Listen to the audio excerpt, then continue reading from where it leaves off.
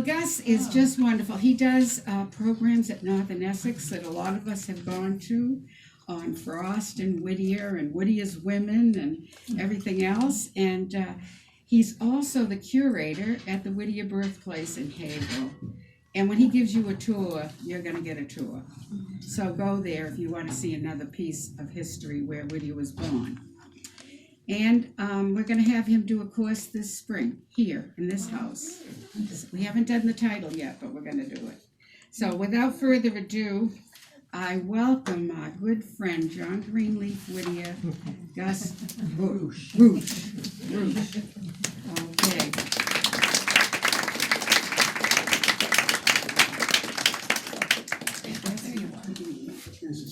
This is fine.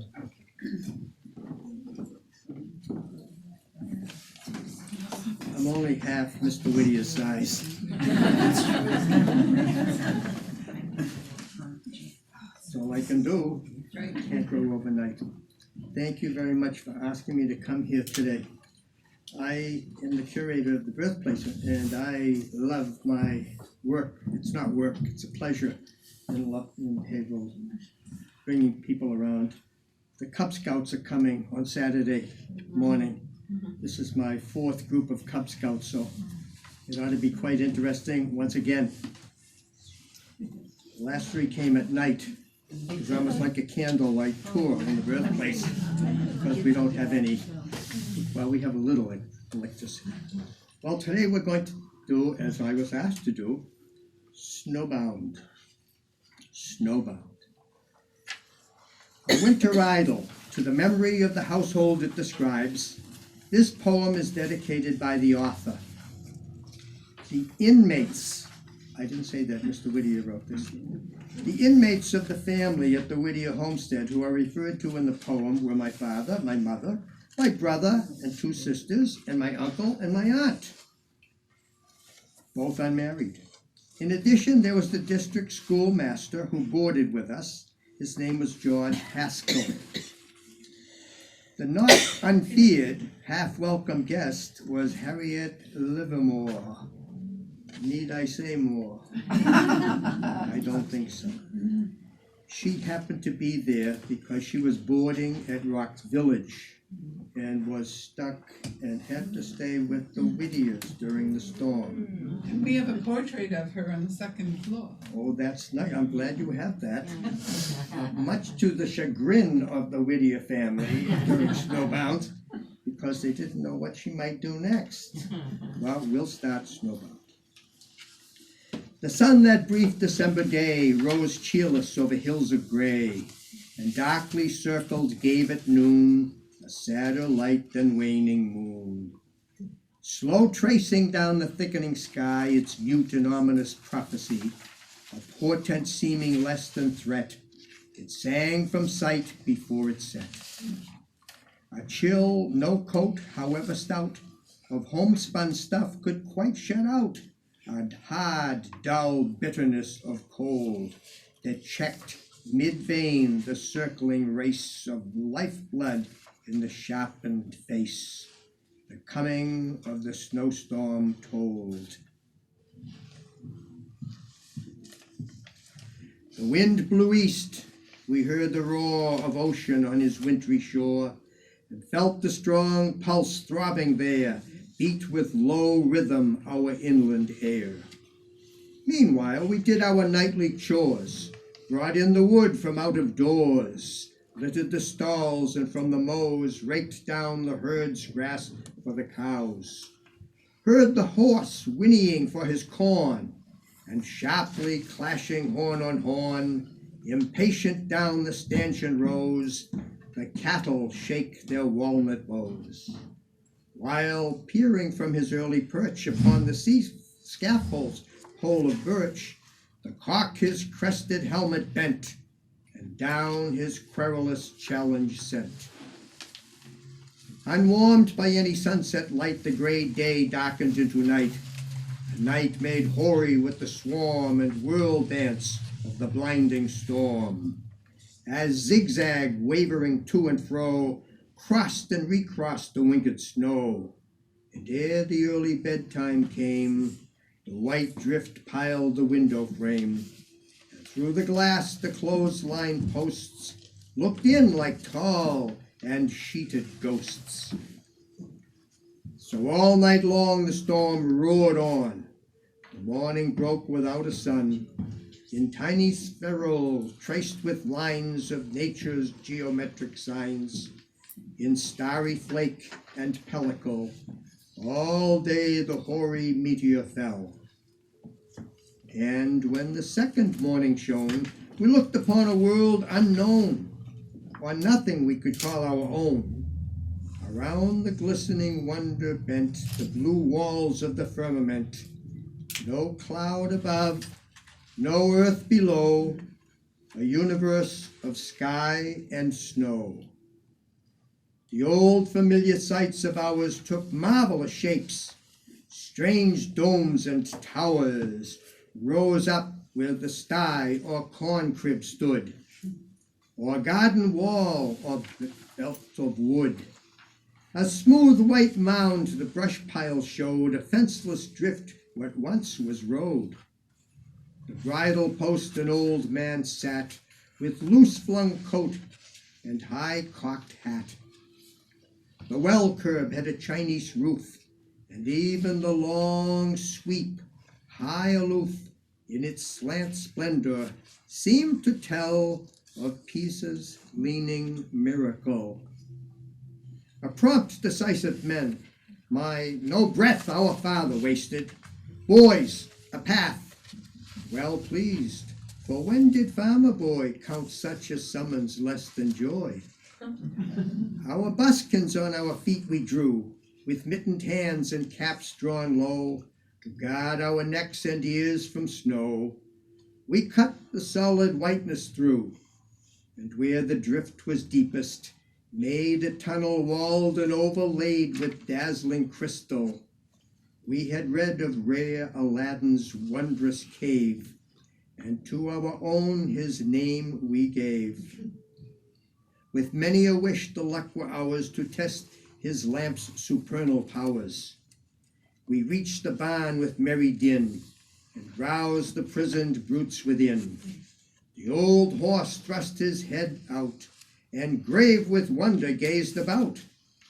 The cock his lusty greeting said, and forth his speckled harem led. The oxen lashed their tails and hooked, and mild reproach of hunger looked.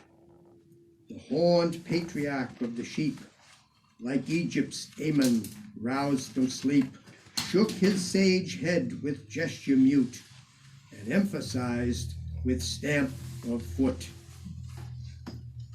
All day the gusty north wind bore the loosening drift its breath before. Low circling round its southern zone, the sun through dazzling snow mist shone.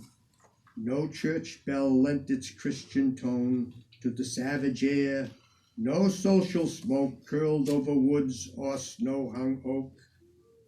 A solitude made more intense by dreary-voiced elements. The shrieking of the mindless wind, the moaning tree boughs swaying blind, and on the glass the unmeaning beat of ghostly fingertips of sleet.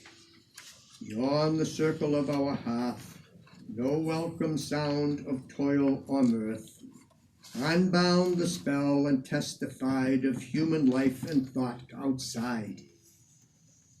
We minded that the sharpest ear the buried brooklet could not hear, the music of whose liquid lip had been to us companionship, and in our lonely life had grown to have an almost human tone. As night drew on, and from the crest of wooded knolls that ridged the west, the sun, a snow-blown traveler, sank from sight beneath the smothering bank. We piled with care our nightly stack of wood against the chimney back. The oaken log, green, huge, and thick, and on its top the stout back stick. The knotty forestick laid apart and filled between with curious art the ragged brush. Then hovering near, we watched the first red blaze appear. heard the sharp crackle, caught the gleam on whitewashed wall and sagging beam, until the old rude furnished room burst flower-like into rosy bloom, while radiant with a mimic flame outside the sparkling drift became, and through the bare-boughed lilac tree our own warm hearth seemed blazing free. The crane and pendant trammels showed, the Turks' heads on the andirons glowed, while childish fancy prompt to tell the meaning of the miracle whispered the old rhyme, under the tree, when fire outdoors burns merrily, there the witches are making tea. The moon above the eastern wood shone at its full. The hill range stood transfigured in the silver flood, its blown snows flashing cold and keen, dead white, save where some sharp ravine took shadow, or the somber green of hemlocks turned to pitchy black against the whiteness at their back. For such a world and such a night, most fitting that unwarming light, which only seemed where'er it fell to make the coldness visible. Shut in from all the world without, we sat the clean winged hearth about, content to let the north wind roar in baffled rage at pane and door, while the red logs before us beat the frost line back with tropic heat. And ever, when a louder blast shook beam and rafter as it passed, the merrier up its roaring draught the great throat of the chimney laughed. The house dog on his paws outspread laid to the fire his drowsy head. The cat's dark silhouette on the wall a couchant tiger seemed to fall. And for the winter fireside meet, between the andiron straddling feet, the mug of cider simmered slow, the apples sputtered in a row. And close at hand the basket stood, with nuts from brown October's wood. What matter how the night behaved? What matter how the north wind raved? Blow high, blow low, not all its snow could quench our hearth fire's ruddy glow. Oh, time and change, with hair as gray as was my sire's that winter day. How strange it seems, with so much gone of life and love, to still live on. Ah, brother, only I and thou are left of all that circle now, the dear home faces whereupon that fitful firelight paled and shone. Henceforward, listen as we will, the voices of that hearth are still. Look where we may, the wide earth o'er, those lighted faces smile no more. We tread the paths their feet have worn, we sit beneath their orchard trees, we hear, like them, the hum of bees and rustle of the bladed corn. We turn the pages that they read, their written words we linger o'er, but in the sun they cast no shade, no voice is heard, no sign is made, no step is on the conscious flow.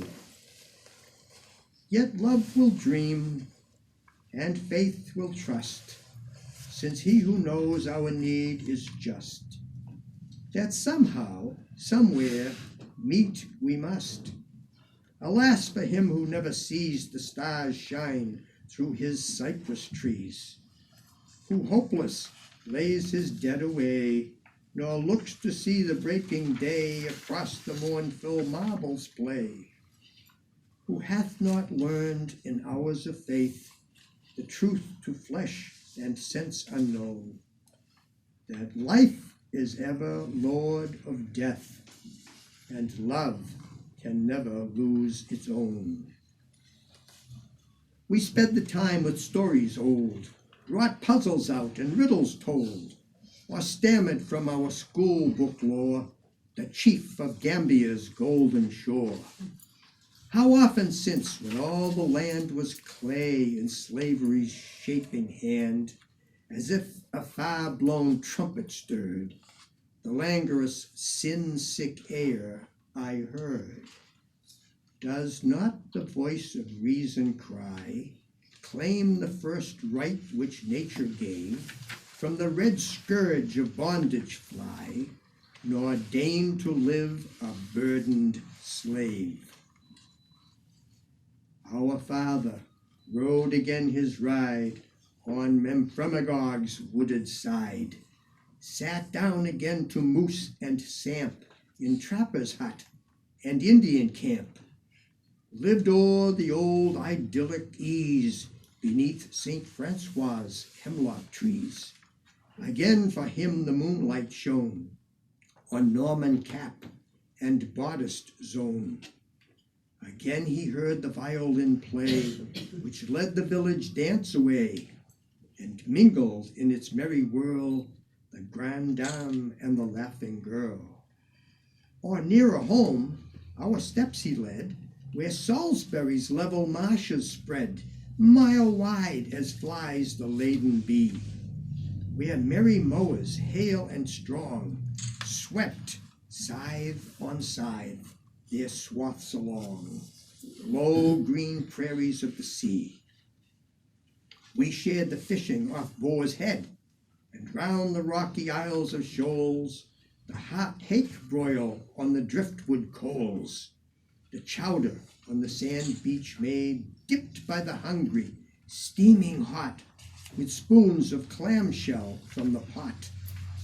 We heard the tales of witchcraft old, and dream and sign and marvel told to sleepy listeners as they lay, stretched idly on the salted hay, adrift along the winding shores, when favoring breezes deigned to blow the square sail of the gondolo, and idle lay the useless oars.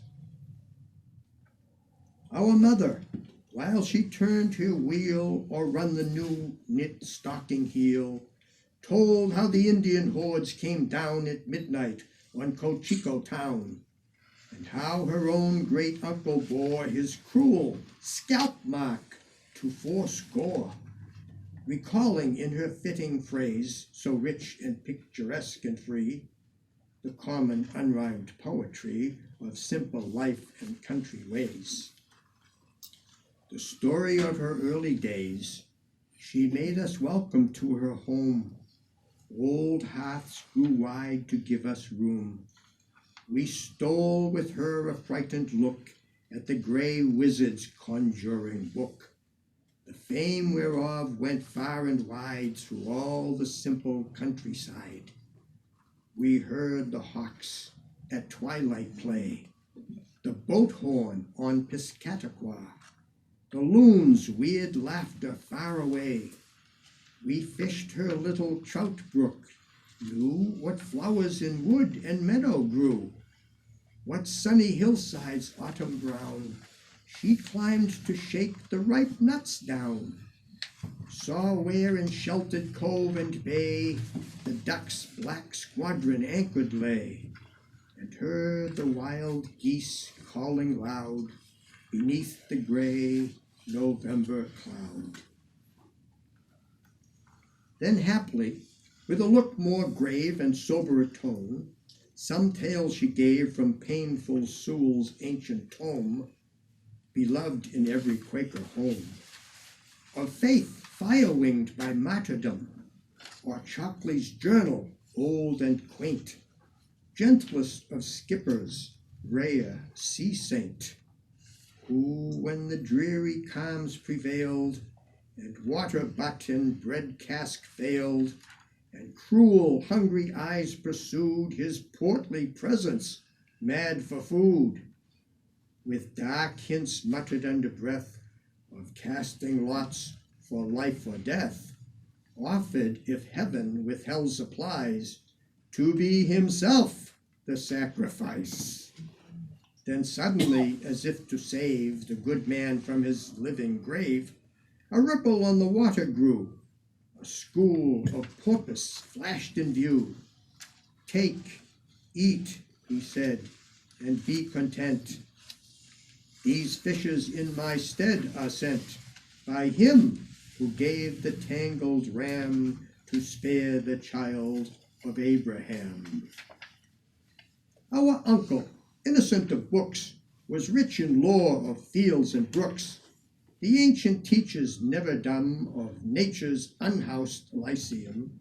In moons and tides and weatherwise, he read the clouds as prophecies, and foul or fair could well divine by many an occult hint and sign, holding the cunning warded keys to all the woodcraft mysteries.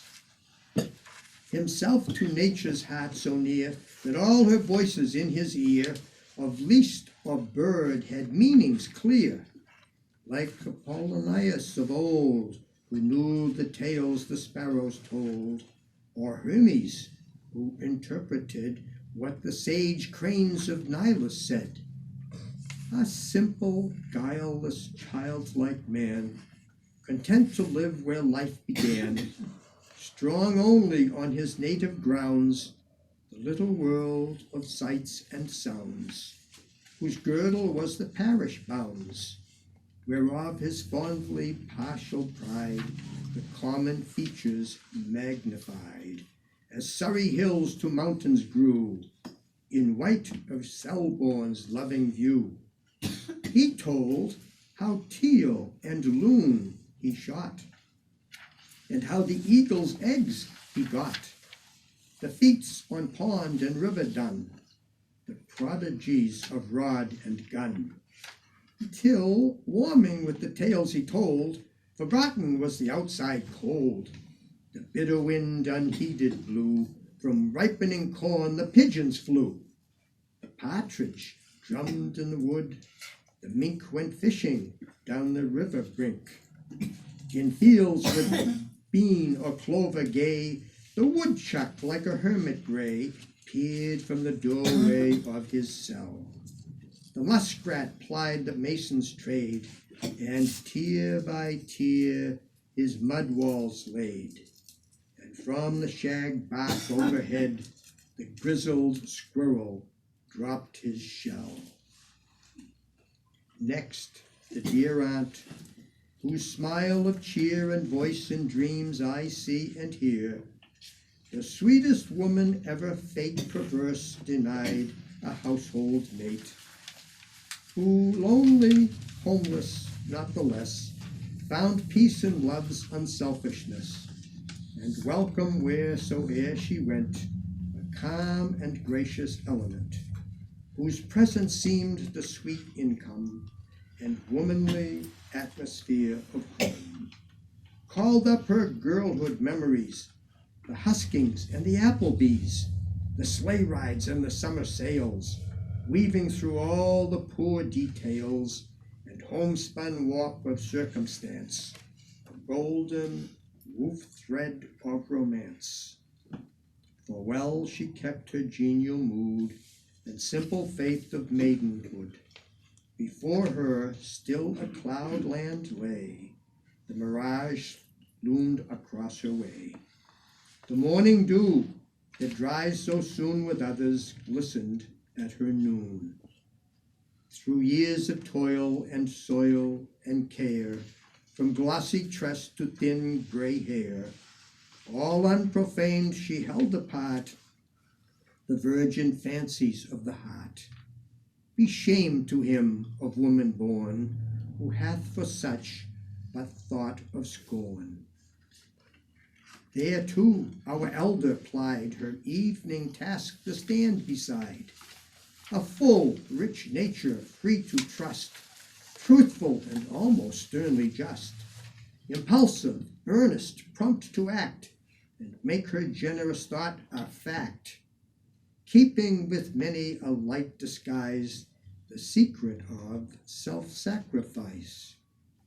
O heart sore tried, thou hast the best that heaven itself could give thee.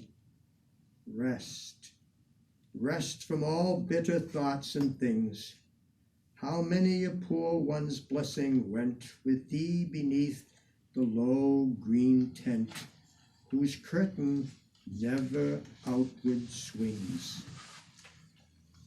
As one who held herself apart of all she saw and let her heart against the household bosom lean, upon the motley braided mat our youngest and our dearest sat, lifting her large, sweet asking eyes, now bathed in the unfading green and holy peace of paradise. Oh, looking from some heavenly hill, or from the shade of saintly palms, or silver reach of river calms, do those large eyes behold me still?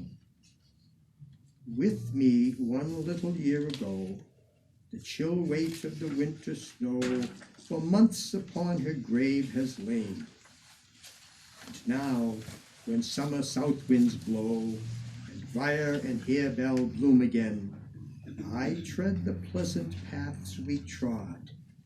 I see the violet-sprinkled sod, whereon she leaned, too frail and weak, the hillside flowers she loved to seek. Yet following me where'er I went, with dark eyes full of love's content. The birds are glad, the briar rose fills the air with sweetness.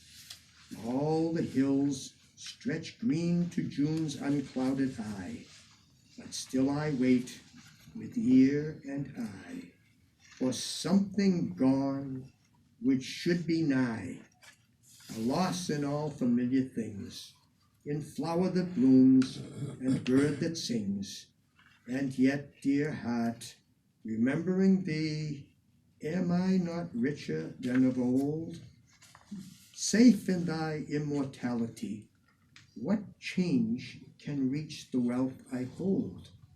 What chance can mar the pearl and gold? Thy love hath left in trust with me, and while in life's late afternoon, where cool and long the shadows grow, I walk to meet the night that soon shall shape and shadow overflow, I cannot feel that thou art far, since near at need the angels are. And when the sunset gates unbar, shall I not see thee waiting stand? And while white against the evening star, the welcome of thy beckoning hand? Brisk wielder of the birchen rule, the master of the district school, held at the fire his favored place, its warm glow lit a laughing face, fresh-hued and fair, where scarce appeared the uncertain prophecy of beard. He teased the mitten-blinded cat, he played crosspins on my uncle's hat, sang songs and told us what befalls in classic Dartmouth's college halls, born the wild northern hills among, from whence his yeoman father wrung by patient toil subsistence scant, not competence and yet not want. He early gained the power to pay his cheerful self-reliant way, could doff at ease his scholar's gown, to peddle wares from town to town, or through the long vacations reach in lonely lowland districts teach, where all the droll experience found at stranger hearths in boarding round, the moonlit skater's keen delight, the sleigh drive through the frosty night, the rustic party with its rough accompaniment of blind man's bluff, and whirling plate and forfeits paid, his winter task a pastime made. Happy the snow-locked homes wherein he tuned his merry violin, or played the athlete in the barn, or held the good dame's winding yarn, or mirth-provoking versions told of classic legends rare and old, wherein the scenes of Greece and Rome had all the commonplace of home, and little seemed at best the odds twixt Yankee peddlers and old gods, where Pindus born Aractus took the guise of any gristmill brook, and dread Olympus at his will became a huckleberry hill. A careless boy that night he seemed, but at his desk he had the look and air of one who wisely schemed, and hostage from the future took in trained thought and lore of book. Large-brained, clear-eyed, of such as he shall freedom's young apostles be, who, following in war's bloody trail, shall every lingering wrong assail. All chains from limb and spirit strike, uplift the black and white alike, scatter before their swift advance the darkness and the ignorance, the pride, the lust, the squalid sloth, which nurtured treason's monstrous growth, made murder pastime, and the hell of prison torture possible. The cruel lie of caste refute, old forms remold and substitute for slavery's lash, the free man's will, for blind routine, wise-handed skill. A schoolhouse plant on every hill, stretching in radiant nerve lines thence, the quick wires of intelligence, till north and south together brought shall own the same electric thought. In peace, a common flag salute, and side by side in labors free and unresentful rivalry, harvest the fields wherein they fought. Another guest that winter night flashed back from lustrous eyes the light, unmarked by time and yet not young, the honeyed music of her tongue and words of meekness scarcely told a nature passionate and bold, strong, self-concentred, spurning guide, its milder features dwarfed beside her unbent will's majestic pride. She sat among us at the best, a not unfeared, half-welcome guest, rebuking with her cultured phrase our homeliness of words and ways. A certain pod-like treacherous grace swayed the lithe limbs and drooped the lash, lent the white teeth their dazzling flash, and under low brows black with night rayed out at times a dangerous light. The sharp heat lightnings of her face presaging ill to him whom fate condemned to share her love or hate. A woman tropical, intense, in thought and act, in soul and sense, she blended in a like degree the vixen and the devotee, revealing with each freak or feint the temper of Petruchio's Kate and the raptures of Siena's saint. Her tapering hand and rounded wrist, her facile power to form a fist, the warm dark language of her eyes was never safe from wrath's surprise. Brows saintly calm and lips devout knew every change of scowl and pout, and the sweet voice had notes more high and shrill for social battle cry. Since then, what old cathedral town has missed her pilgrim staff and gown? What convent gate has held its lock against the challenge of her knock? Through Smyrna's plague-hushed thoroughfares, up sea-set Malta's rocky stairs, gray olive slopes of hills that hem thy tombs and shrines, Jerusalem, or startling on her desert throne, the crazy queen of Lebanon, with claims fantastic as her own. Her tireless feet have held her way, and still unrestful, bowed and gray, she watches under eastern skies, with hope each day renewed and fresh, the Lord's quick coming in the flesh, whereof she dreams and prophesies. Where'er her troubled path may be, the Lord's sweet pity with her go. The outward wayward life we see, hidden springs we may not know, nor is it given us to discern what threads the fatal sisters spun through that ancestral years has run. The sorrow with the woman born, what forged her cruel chain of moods, what set her feet in solitudes, and held the love within her mute, what mingled madness in the blood, a lifelong discord and annoy, water of tears with oil of joy, and hid within the folded bud perversities of flower and fruit. It is not ours to separate the tangled skein of will and fate, to show what metes and bounds should stand upon the soul's debatable land, and between choice and providence divide the circle of events. But he who knows our frame is just, merciful and compassionate, and full of sweet assurances, and hope for all the language is, that he remembereth we are dust. At last the great logs crumbling low sent out a dull and duller glow. The bull's-eye watch that hung in view, ticking its weary circuit through, pointed with mutely warning sign its black hand to the hour of 9.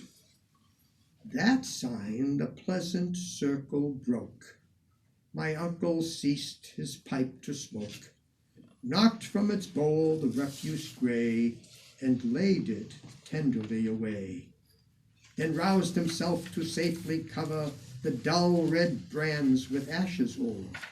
And while with care our mother laid the work aside, her steps she stayed, one moment seeking to express her grateful sense of happiness for food and shelter, warmth and health, and love's contentment more than wealth.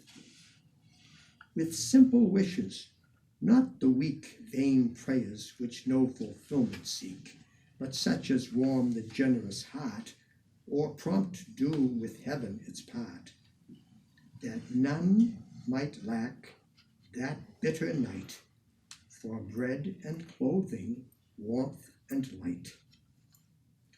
Within our beds awhile we heard the wind that round the gables roared, with now and then a ruder shock, which made our very bedsteads rock. We heard the loosened clapboards tossed, the board nails snapping in the frost, and on us, through the unplastered wall, felt the light sifted snowflakes fall. But sleep stole on as sleep will do, when hearts are light and life is new.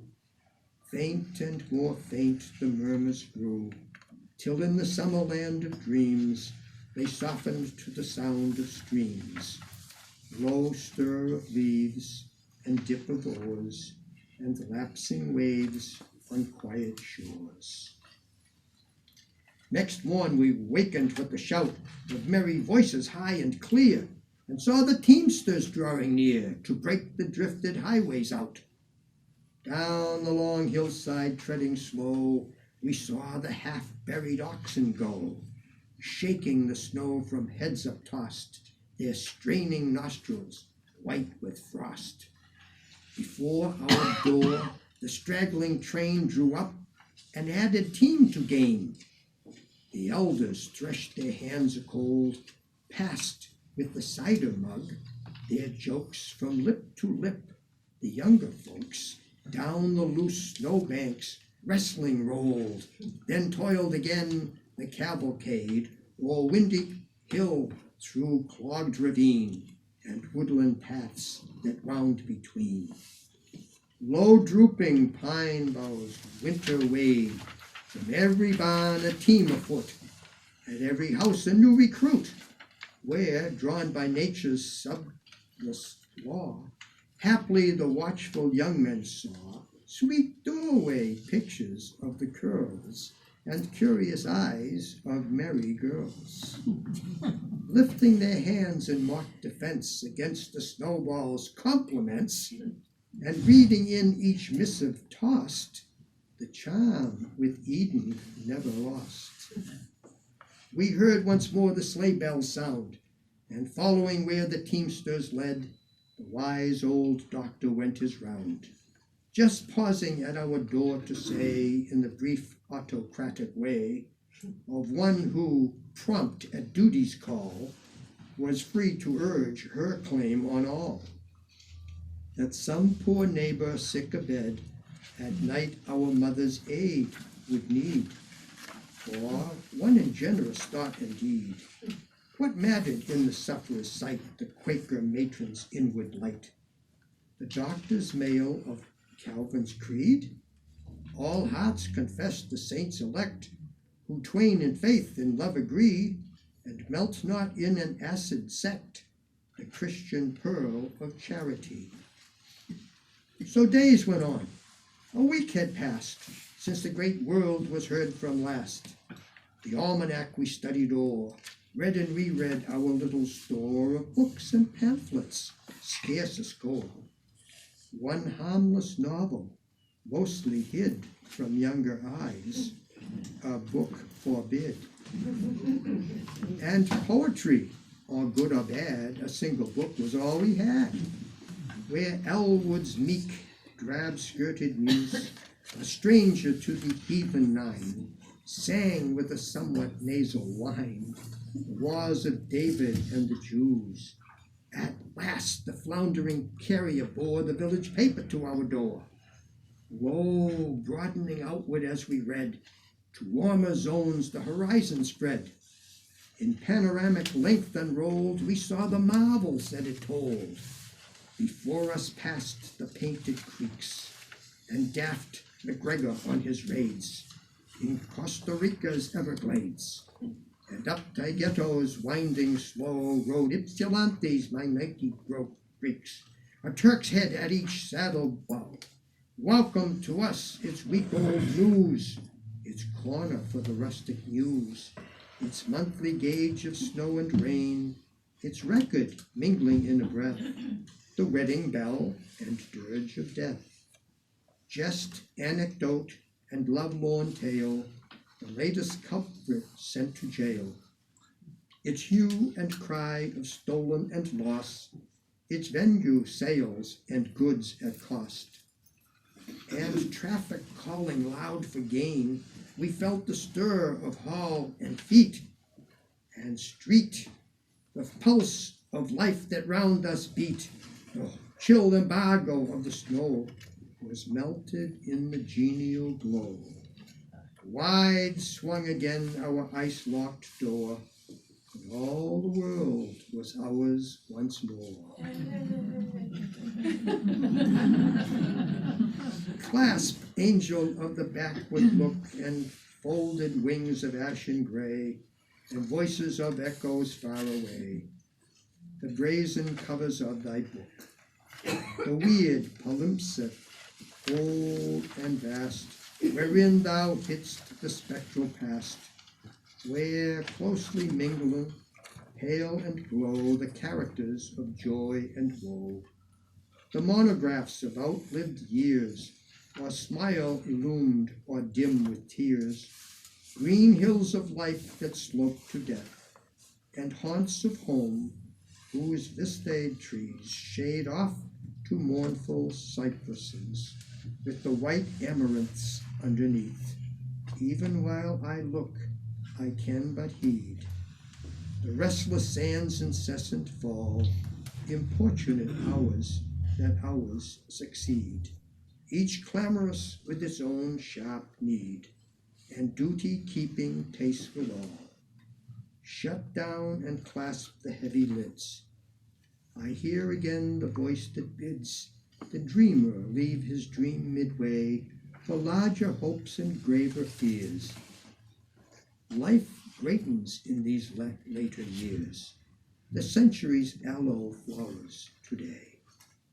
Yet haply in some lull of life, some truce of God which breaks its strife, the worldling's eyes shall gather dew, dreaming in throngful city ways of winter joys his boyhood knew. And dear and early friends, the few who yet remain, shall pause to view these Flemish pictures of old days.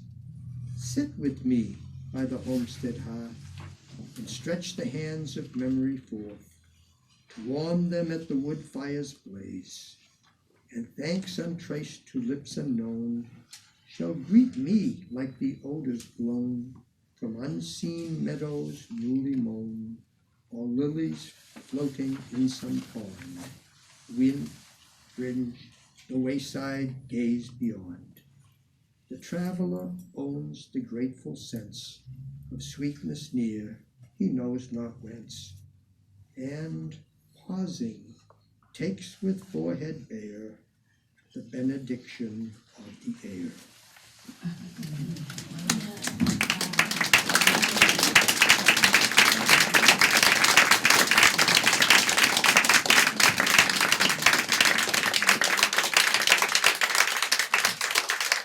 I made a few mistakes. My eyes are getting old.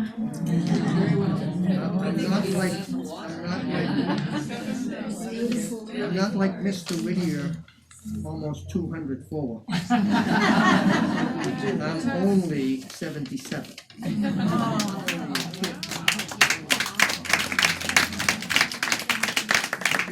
Just want to say this to you. I go into the schools and kids say some funny things. Some of you probably have not heard this. But I go in and I teach them about John Greenleaf Whittier, and I teach them about the early history of Haverhill and other things. And some of the teachers, they have the kids either draw pictures for me or write me notes. And one boy wrote this note, and I will never forget it. He asked the question, "How old were you when you first met John Greenleaf?"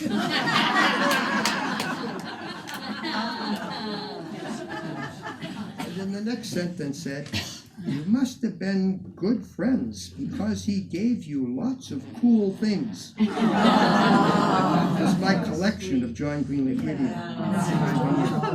So I enjoy what I'm doing, and thank you very much for having me.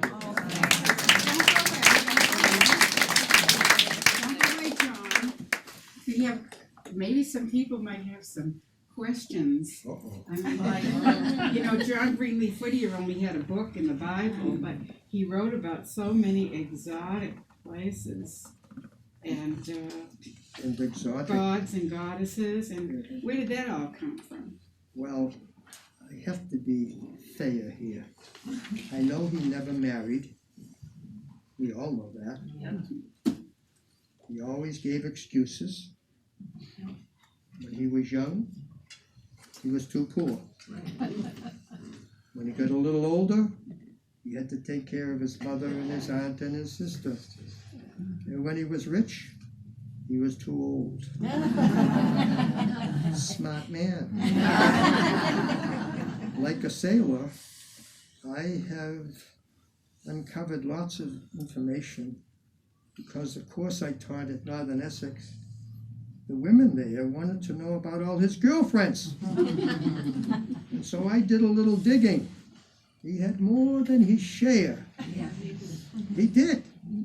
And about 2 months ago now, I was asked to go to Marblehead to talk about Mr. Whittier's connection with Marblehead.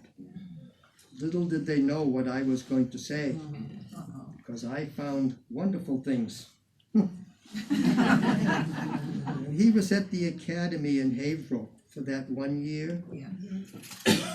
He had a romantic interest in a young lady, Evelina Bray. Well, I know the rest of the story. I was digging. Evelina Bray. And during the summertime, Mr. Whittier decided to go visit her at Marblehead. He had transportation all the way to Salem, but then he walked from Salem to Marblehead. He walked all by himself. And when he got to her home, her parents wouldn't let him in. They came from wealth. He was a poor Quaker farmer, so they wouldn't let him in. But she came out of the house, and she walked with him down to the harbor of Marblehead and sat near the old fort and stayed a while and stayed a little longer and stayed a little longer still. And later on, he decided to write a poem about that little journey, a sea dream. It's really nice. Never mentions Evelina Bray, never mentions Greenleaf, but they were the two in that poem. It's interesting what happened later, because she went one way and he went the other. And when he was a little older, he was in Philadelphia at a meeting, and someone said to him, "Did you realize who was sitting on our bench with us?" And he said, "No." Well, it was Evelina Bray Downey. She had married and moved to Philadelphia. As Mr. Whittier was wont to do, he loved knocking on doors. He loved going into homes, too. He loved being treated to supper, also. He was a wise man. Well, he knocked on her door, and this time her parents went around, and he was invited in. And they talked and talked, and then they started corresponding over the years. And when they had a reunion of the school, Haverhill Academy, he made sure that she received an invitation. And so she came. She came to Haverhill Academy. She stayed a while, and I believe she brought something nice to give to him, a little miniature of Evelina Bray. Have you ever seen it? It's in here. She has the flowers in her hair. That's Evelina Bray Downey. Well, and I think the miniature is here. Yes. And I think it's in a drawer. No, it's out. Oh, it's out. That's good. It's in my video too. It's not there because of the decorations. Oh, okay. Well, this is what I did when I found out I was going to Marblehead. I took a book. Evelina Bray's picture was in there, and I had it enlarged. And I took it with me to Marblehead. See, I wanted to tell them the whole story. Like who used to do that on radio? The rest of the story. Like Paul Harvey. Well, I told them the rest of the story. After Evelina Bray's husband died, she came north. Many a time. She came here, into this home. She came to Amesbury to see him. And for longer trips, she went to Lake Ossipee. To meet him up there. And stayed a while. And she went to Center Harbor to stay a while. So I had to tell this whole story to all these people in Marblehead. I'm amazed that they have asked me to come back. But I wanted them to know the rest of the story. It wasn't. Well, I have to say, he had lots of famous women friends. Do I understand that we have his little picture on top of the desk, and I think his family sent the picture back, his Picture. Yeah, yeah. Yes. They didn't want it in their house. No. He gave it her. Oh, I see. Yeah. But in the birthplace now, in the first kitchen, the Yeah. 1688 kitchen, Yes. I have that nice large picture of Evelina Gray right there. So when people come in, I can always tell them a little story, a little extra story. He had lots of women friends, and of course the poets and the writers. He was so good to all of the women. He was upset, when women weren't invited to parties that he was invited to. That bothered him, and I don't know if you're aware of his 70th birthday party. Yes, we have Are you pictures. all aware It's of right this? over there on the wall. Are you aware of The what, ladies, the names we Oh. gave him. the All the letters there? pictures. No, the pictures. All the Oh, pictures the on picture, the I'm wall. All sorry. the frames. Because this It was is in what, an album. this is what I found out just recently, this summer. Samuel Clemens' autobiography was released finally after 100 years, Yeah. according to his will. And I went immediately to the Havel Public Library to find the book. And I looked up Whittier, John G. 70th birthday party. Oh, and the whole story is in that book. The whole story. Mark Twain's whole speech, the lady's letter to him, telling him how much her family really appreciated his speech because they found it hilarious. He was thrilled that he received a letter from her, sent her a letter, thank you letter, and said that it had been 28 years since he had read his speech at Mr. Whittier's 70th birthday party. 28 years. He felt guilty. This is Mark Twain. Very guilty. But he had no guilt any longer. And he thanked her for saying that it was in fact, he said, I didn't find any vulgarity in it at all. And there wasn't any. It's funny. It's really funny. So Mr. Whittier is very famous. It's hard for us, and I have a difficult time telling the kids in school. But when I say it the way they catch on. Mr. Whittier in his day, he was a rock star. He was a rock star. I mean, he was known throughout the world. Internationally famous. I mean, Mr. Longfellow. I mean, he was with Oliver Wendell Holmes and Longfellow and James Russell Lowell and on and on and on. He was a rock star and very, very famous. And when he passed away, the people of Amesbury found out how much money he still had in his will. Oh yes, he found $134,000 in 1892. He's a multimillionaire. Really? Yeah. He had plenty of money. And then the people of Amesbury remembered something that was forgotten for a while. After his mother died, and his sister and his aunt died, and he was all by himself in his home. Didn't like to cook. Would always take a little walk just before supper time. Always just before supper time. And he would always knock on the Quaker family door. Oh, Mr. Whittier, won't you please come in? It's so nice to see you. Would you like to stay for supper? He was a shrewd man. He knew Yes, he what was. he was doing.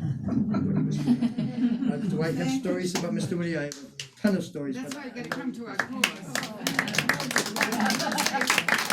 more thing about Mr. Whittier, Yes. just one more. He was a rebel. And Oh, he yes. stood up for equality, inequality. He was right all over it with Lord Garrison. And he'd be here speaking out today because he was he would have been considered a radical. In fact, when he first started doing the anti-abolition thing and the pamphlets, it really hurt him with his poetry. It hurt him a lot, and he lost a lot of fans for speaking out. But we respect him so much because that little gray-haired man up there, he put his life and limb out there and almost got killed a few times. And people don't know that side of him too much. But see, you used the wrong word there. Oh, give me the right one. You said little man. He was tall. He was tall. I thought you were talking about me there. You are statuesque to me. Statuesque. Anyway, we just wanted to remember that part. And the fact that we're celebrating his 204th birthday, a week from Friday at the Molise. If anyone wants to sign up for that today, you can fill out one of these little sheets and write a check for $25, and we'll put your name on the list. I have a partial list. Gus and his wife are coming. So a few men are coming, you know, and so anybody that wants to bring a man along is welcome. And then this Sunday, you have one of his friends, Henry Wadsworth Longfellow, will be there at the Quaker meeting house. Annie has opened up the doors there for us. Hi, Annie.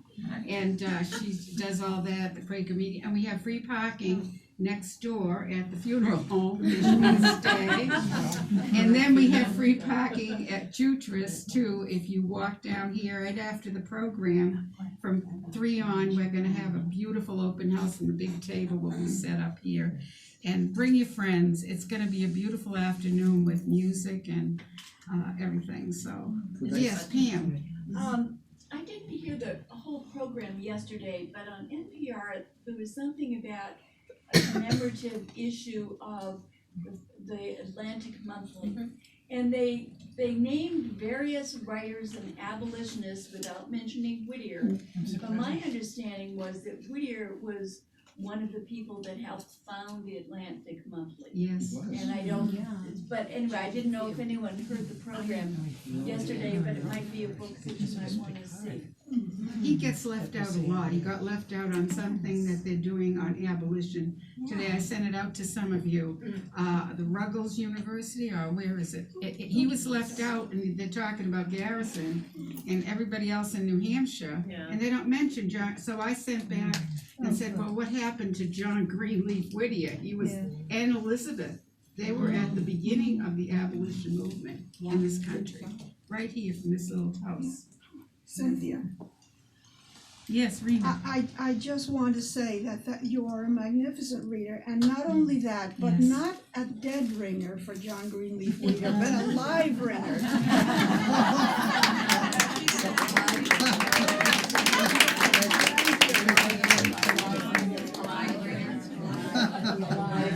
Well, he's probably listening. He's probably listening. Could I just tell one more thing? Oh, yes. Just one. When Mr. Whittier turned 200, Yeah. 200 in 2007, Yeah. in Haverhill, they had a birthday party for him. Oh, yeah. And I was at the birthplace because we had a 24-hour poetry vigil there. And I signed up for 3 o'clock in the morning. I was not the curator then, so I didn't have too much to pick from. 3 o'clock in the morning, we had a blizzard. And I couldn't get there at 3 o'clock. I didn't get there until 5 o'clock. And as soon as I got there, the 2 curators, they said, "Good night," and they were gone. And I had been told to get 20 poems ready to read to the people who are visiting. I sat in Sarah Greenleaf Whittier's chair, the rocking chair, and I read my 20 poems out loud to no one but the snow, the wind, and me. But it was mind-boggling because it was scary. It was kind of, I'm sitting in the chair and I'm reading his poems. And then they had a party for him at the Haverhill Public Library, and the students said Whittier Votek had made a cake for him. I mean, a cake. It was 5 feet long, 3 feet wide, weighed 457 pounds. It was unbelievable. The only problem is, we had a snowstorm. They didn't know how to get the cake out of Whittier Votek and get it all the way to the public library. They had to call Bresnahan's Movers in the blizzard. They had to put plywood underneath the cake. And they got it in the truck, they brought it to the library. Nobody was there? Oh, yes, everyone was there, but the kitchen sink, everyone was there. People from the governor's office and, oh, it just went on. Yeah, food and. But they couldn't get the cake into the library because the doors were too narrow. So this is what they did. The students in the culinary arts department, they get the cake and they tilted it a little bit. And they went through the door like this. No. And it was kind of tough to do, but they managed to get it in. The reason why it was so tough to get through the door was the students didn't just make a cake. They were architects, really. The frosting was this thick. The cake was this thick. But on top of the cake, they had built the birthplace out of chocolate from Switzerland. They had built the barn. They had built the shed. On top of the cake, it was beautiful. It was wonderful. And they did a little patchwork once they got it inside. Once I got there, they said, since you're John Greenleaf Whittier, you have to read a poem. That's how much notice I had. So I used one of them that I had practiced with at the birthplace. And it was called My Birthday. My Birthday. He had written it many years before when he was 65, thinking he wasn't going to last much longer because the family was gone. And so I read My Birthday. I had practiced at the birthplace, so it worked out beautifully. I have a picture of the cake at the birthplace. In case you ever want to come by, it is big cake. And they promised me I would get some chocolate from the buildings. They said they were going to put it in the freezer at the birthplace. Little did I realize there wasn't any freezer at the birthplace. Did I ever get any chocolate? No. But I spent my days in the birthplace. I mean, it's wonderful, so I have fun. Well, we want to give you some chocolate.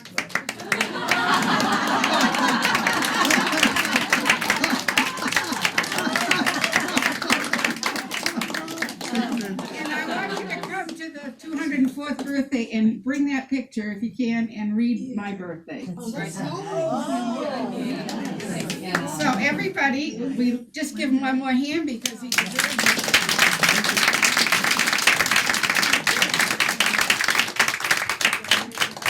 It's special that worked out that he could come and do this. And I'm not going to tell my wife I got this today. It'll be gone before I get home. No. We'll keep your secret. So could We'll I keep your ask secret.